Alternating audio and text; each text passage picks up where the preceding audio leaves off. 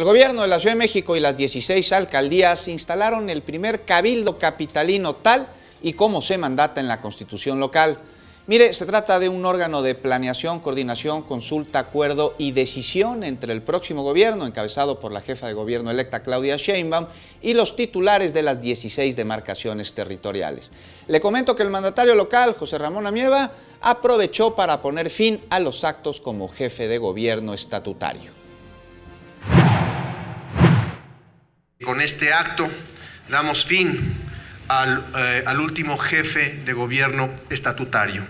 Su servidor se rigió por el anterior estatuto de gobierno, que era precisamente el reflejo de la voluntad federal a través de la Cámara de Senadores en cuanto a la expedición del estatuto y en cuanto al seguimiento de las reglas administrativas.